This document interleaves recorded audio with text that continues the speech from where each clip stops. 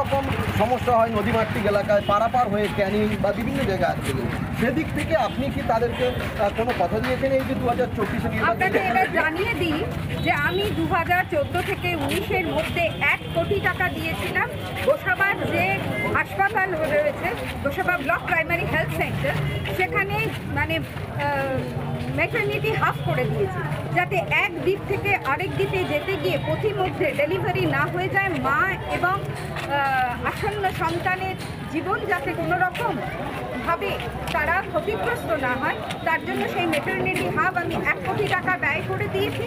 এবং এইবারের 2019 সেই লোকসভায় নির্বাচনে জেতার পরে আবারও 1 কোটি টাকা ওই হাসপাতালে, যেহেতু পুরনো বিল্ডিং, ছাদ তার নষ্ট হয়ে গিয়েছিল, সেই ছাদের প্রোটেকশন দিয়ে রুফ করে দিয়ে আমি সেই হাসপাতালকে সুরক্ষিত করেছি এবং কোভিডের সময় প্রায় 3 বার গিয়ে ওখানকার স্বাস্থ্যকর্মীদের হ্যান্ড স্যানিটাইজার থেকে, মাস্ক থেকে, গ্লাভস থেকে পিপিই কিট কয়েকবার সেখানে আমি এলাকার মানুষ কি দাবি রাখছে?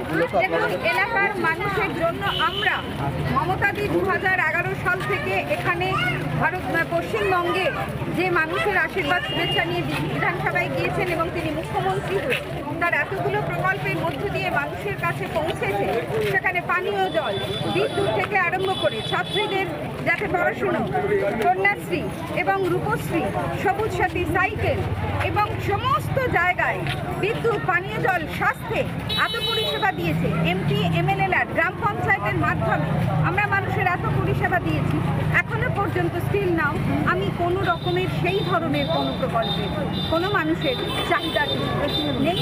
এবং যা ছোট ছোট ইস্যু আছে, ধরুন এখানে একটু স্ট্রিট লাইট হলে হয় বা এখানে একটুখানি একটা ইনস্টল করে দিন একটা টিউবওয়েল, সেটাও কোনো প্রপোজাল এখনো পাইনি, কারণ আমরা মানুষের সাথে আছি, সবসময় উন্নয়ন।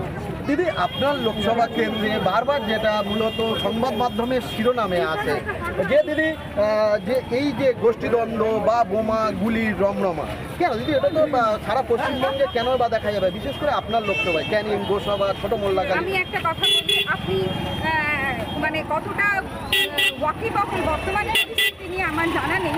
বাসন্তীতে মানে কোনো রকমের কোনো গণ্ডগোল নেই, কোনো গ্রাম পঞ্চায়েতে একটাও নেই। এই 2023 সাল কেন, আমি 2019 সালের পর থেকে কোনো ঘটনা আজ পর্যন্ত ঘটেনি বাসন্তীতে, কোনো রকমের কোনো ঝামেলা। জয়নগরে তো কখনোই হয়নি, গোসাবাতেও কিছু হয়নি। আপনি দেখুন, উপনির্বাচনে যে রেকর্ড ভোটে সুব্রত মণ্ডল জিতেছে, সেটা পশ্চিমবঙ্গের সর্বকালীন একটা রেকর্ড। সেখানেও কোনো রকমের কোনো গণ্ডগোল নেই। কোন এলাকা, ক্যানিং পূর্ব নেই, ক্যানিং পশ্চিম নেই, গোসাবা নেই, বাসন্তী নেই, জয়নগর নেই, ফুলতলি নেই, মগরাহাটি। আমার মনে হয় আপনার কাছে খবর কিছু কম আছে।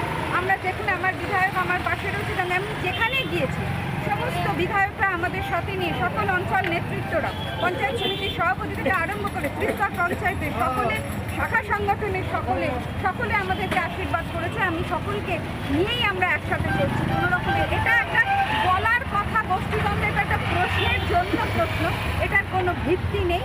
আমি মনে করি আপনার কাছে সঠিক সংবাদ।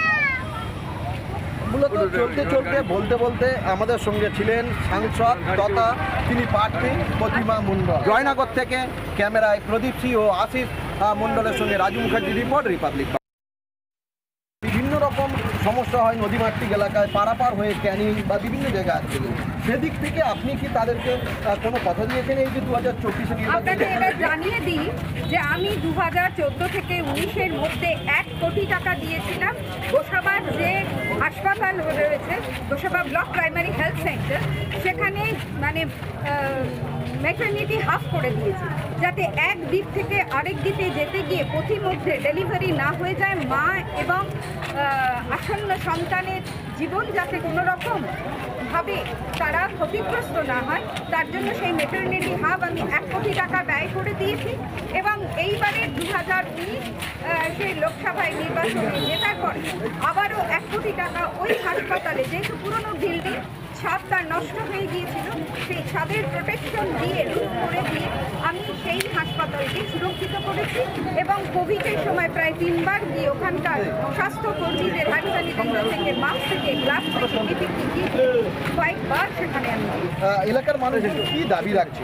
দেখুন, এলাকার মানুষের জন্য আমরা মমতাদি 2011 সাল থেকে এখানে পশ্চিমবঙ্গে যে মানুষের আশীর্বাদ শুভেচ্ছা নিয়ে বিধানসভায় গিয়েছেন এবং তিনি মুখ্যমন্ত্রী হয়ে তার এতগুলো মানুষের কাছে পৌঁছেছে, সেখানে পানীয় জল, বিদ্যুৎ থেকে আরম্ভ করে ছাত্রীদের যাতে পড়াশুনো, কন্যাশ্রী এবং রূপশ্রী, সবুজ সাথী, সাইকেল এবং সমস্ত জায়গায় বিদ্যুৎ, পানীয় জল, স্বাস্থ্যে এত পরিষেবা দিয়েছে। এমপি এমএলএরা গ্রাম পঞ্চায়েতের মাধ্যমে আমরা মানুষের এত পরিষেবা দিয়েছি, এখনো পর্যন্ত স্টিল নাও আমি কোনো রকমের সেই ধরনের কোনো প্রকল্পে কোনো মানুষের চাহিদা নেই।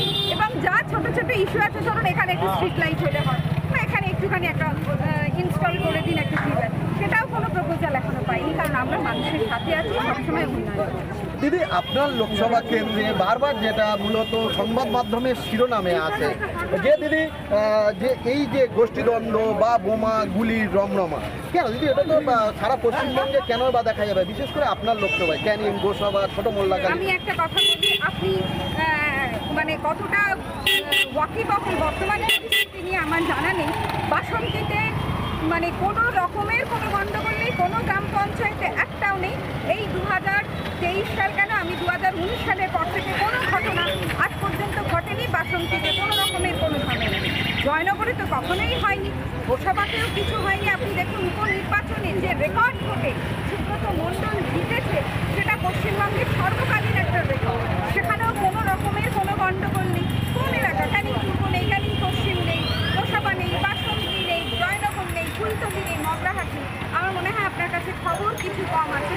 আমরা যেখানে আমার বিধায়ক আমার পাশে রয়েছে, আমি যেখানে গিয়েছি সমস্ত বিধায়করা আমাদের সাথে নিয়ে, সকল অঞ্চল নেতৃত্বরা, পঞ্চায়েত সমিতির সভাপতি থেকে আরম্ভ করে ত্রিস্তর পঞ্চায়েতের সকলে, শাখা সংগঠনের সকলে আমাদেরকে আশীর্বাদ করেছে। আমি সকলকে নিয়েই আমরা একসাথে চলছি। কোনো রকমের এটা একটা বলার কথা, গোষ্ঠীদ্বন্দ্ব, এটা একটা প্রশ্নের জন্য প্রশ্ন, এটার কোনো ভিত্তি নেই। আমি মনে করি আপনার কাছে সঠিক সংবাদ। মূলত চলতে চলতে বলতে বলতে আমাদের সঙ্গে ছিলেন সাংসদ তথা তিনি প্রার্থী প্রতিমা মণ্ডল। জয়নগর থেকে ক্যামেরায় প্রদীপ সিং ও আশিস মণ্ডলের সঙ্গে রাজু মুখার্জি, রিপোর্ট, রিপাবলিক।